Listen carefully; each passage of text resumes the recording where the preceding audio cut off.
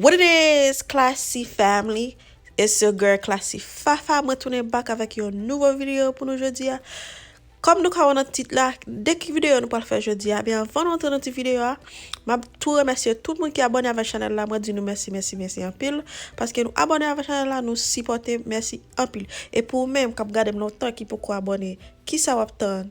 Pas oublier, like, share et puis quitter un bel petit commentaire, même si positif, même si négatif. Donc on n'aime pas de problème ensemble avec nous. So, aujourd'hui, je vais vous montrer qui j'ai pour nous faire un thumbnail bien simple parce que il y a plein de monde qui t'a demandé qui j'aime faire thumbnail moi. So moi aujourd'hui, je vais décider de faire cette vidéo ça pour montrer nous comment moi faire thumbnail moi bien simple. Yeah, so today's video is going to be a thumbnail video. I'm going to show you guys how I do my thumbnails. Because I have a lot of people that have ask me question about how I do my thumbnail. This is how I do my thumbnail.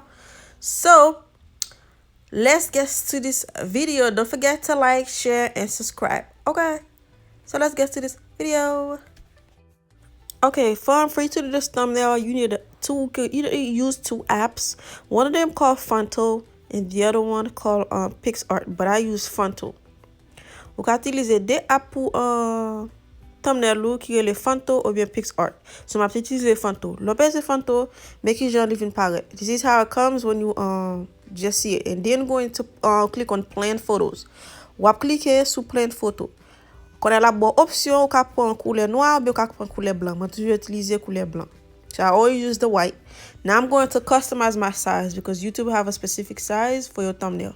So I'm going to customize. I press on customize. And I'm going to put 1280 by 720. So le customize va mettre 1280 par 720. C'est ça, c'est le numéro pour thumbnail YouTube. Là fini, ou petit bagage la pa en l'air, ou cliquer sur lui. You want to click on that, and then you're going to click on use. When you click on use, this is what it's going to show you. Là click use, c'est comme ça le peut montrer. C'est comme ça apparaît, là click use. On est à la montrer qui j'aime pour add photo, how to add pictures. You click on the sidebars, you press add image.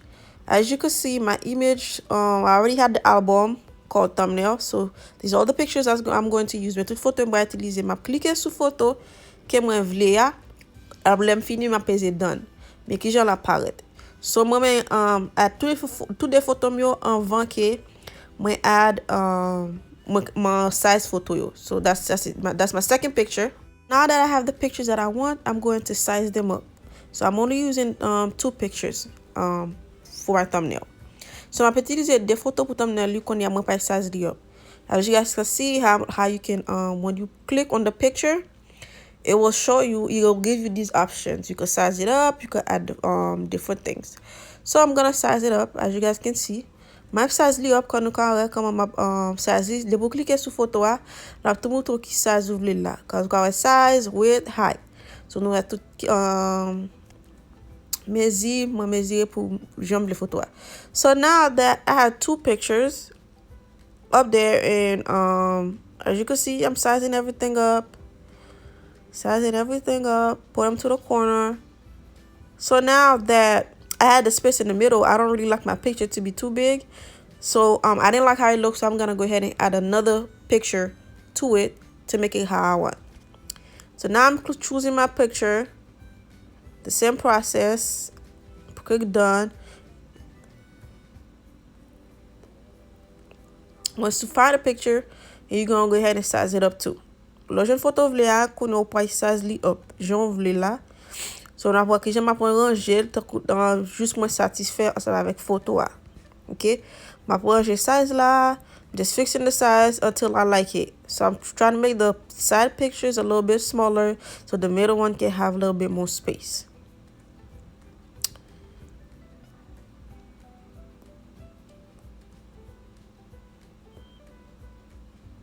See how I'm sizing it up? All you gotta do is click on each picture. Once you click on each picture, it will the size chart will come, and then you can go ahead and make it however that you want. So chaque photo de plus cliquer sur yo, la moto chart la apparaît côté moto size, largeur, longueur. So pour ka connaître qui grosseur ou vle. Pour faire le grosseur ou vle, but pour connaître pour thumbnail, pas faire trop gros. So faut faire mes box là. I forgot to tell you guys, you gotta put your pictures as the size of the box, the little white box that we had customized. You have to put it in that inside that box. So if you put it too big, it will. So now that my pictures are the way I want it, photo genre lila konya la. So konya la, you can add text. Pour add text, ou pese dans space bar là, ou marqué add text. So pese là-dedans, l'on pese sous add text là, la vient paraître comme ça. So now we écrit ce qui passe sauver. So qu'on a choisi font l'envelé, ça c'est plusieurs fonts que vous gagnez. Like different fonts you can choose, but I always use the Helvetica bold oblique. That's what I always use. C'est ça moi toujours utiliser. So il y a un autre bagage qu'on mettre dans bord gauche, dans bord droite, dans mi-temps. You can put it to the left, to the right, in the middle. So I'm going to choose the middle. This is how I want it, and this is how it's going to look. Now, ou ka drag li tout côté ou vle, mette là écriture. So you could drag it wherever you want to put it. So now I'm going to size li up. Parce que m'pa même l'el petit comme ça, so m'a fait plus gros. So I'm going to make it bigger. You can put it whatever size that you want. Okay? And then you could drag it wherever that you want. So now I'm going to style it. Okay? There's different options you could do. I'm going to style it. When I'm going to style it, I always use the text and the stroke. So the text have different colors. So I'm going to go ahead and choose yellow. Je choisis jaune parce qu'il y a plusieurs couleurs qui au café. So pour un moyen jaune, quand il y a un pèse stroke, quand il marque stroke là, quand il y a un stroke là, pek. So pèse stroke là. So but moi même stroke là plus gros.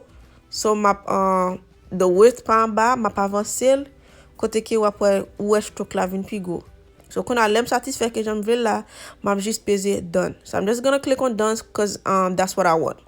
So now I'm going to size it up a little bit more. Okay, I'm going to size it up a little bit more. Quand on a fait l'autre petit gros que ça, me devait l'autre petit gros, qu'a fait l'autre petit gros, qu'a fait plus petit. So quand on a mettre côté ouvlé, so on mettre le côté m'vle ya. So I'm put it where I want it. I make it bigger. So now I'm gonna put it where I want it. So now if you wanna add little things, you can. Press on the 3 bars on the side. You could add items, whatever that you want. But I don't like to use these things. Bah, je utiliser ça. So, quand il y a là, je add emoji là-dedans. So, je place text encore. Et puis, text là, je vais pas être comme ça. Instead of writing the text, you're going to press emojis. Instead pour peser au text, ou pas écrire, ou peut juste peser bagay emoji yo, ou choisir emoji que vous voulez. Donc, OK, je mets un cœur. So, mais li là vient pas tant que même j'avais un moyo qu'a fait plus gros qu'a fait plus petit j'en voulais. So you can make the heart bigger, small, however that you want. So put it there, and I'm gonna choose another one, a smiley face, as you guys can see with hearts. And then on parle faire longtemps encore. Même bagay là peser texte là et puis juste peser en point emoji, pas besoin mettre mot là dans le sous pas vle. So qu'on y a là. OK, so I'm going tout ça vle, so I'm faire plus gros, faire plus petit, mettre au côté vle, put it wherever you want to put it, make it bigger, make it smaller. As you guys can see, however that you like it, that's how you do it. Qu'importe genre vous voulez, c'est comme ça vous fait. Now, there's one of the emojis that you don't want. Si vous emoji pas aimer, ou juste clique sur lui, ou peser text. Et puis when you click on text, you just delete it and then you press done and that's it. Juste peser X là, ou peut retirer delete là. Et puis après ça, ou peser delete et puis après ça ou tout effacer. Comme vous satisfait c'est comme ça me vle. This is how you can do a nice thumbnail. Very simple, very easy. So si vous satisfait ensemble avec ou ka juste save li. Si vous satisfait avec t'as toujours retirer l'autre bagage avec là-dedans. But si vous satisfait ensemble avec mais que j'ai pas save li. So pour save li, on va juste garder par en bas, ou après trois bagages, ou peser ça qui marqué download là, ou bien share. Et puis après ça, on scroll down, ou peser save image.